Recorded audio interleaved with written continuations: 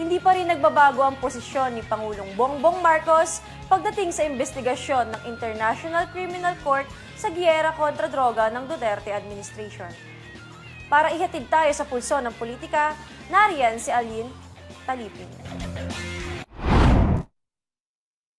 Pinanindigan ni Pangulong Ferdinand Marcos Jr. ang posisyon na hindi kikilalanin ang International Criminal Court at hindi magbabago ang kanyang desisyon kahit pa mayroong mga bagong ebidensya kaugnay sa war on drugs ng Duterte administration. Sa ambos interview sa Pangulo nitong Martes, sinabi nitong jurisdiction pa rin at soberenya ng bansa ang magiging bala ng gobyerno sakaling magpilit ang ICC na habulin at litisin ang mga inaakusahan sa umano'y extrajudicial killings sa Pilipinas. Kahit pa anya mayroong makuhang mga bagong ebidensya ang ICC, sinabi ng presidente na hindi pa rin papayag ang gobyerno na manghimasok sila sa mga panloob na isyu ng bansa dahil wala silang jurisdiction sa Pilipinas.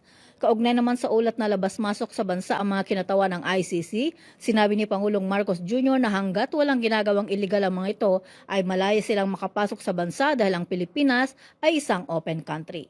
Si dating Pangulong Rodrigo Duterte ang pangunahing akusado sa umano'y extrajudicial killings na nakahain sa ICC, kabilang ang mga dating opisyal ng Philippine National Police noong panahon ng kanyang termino.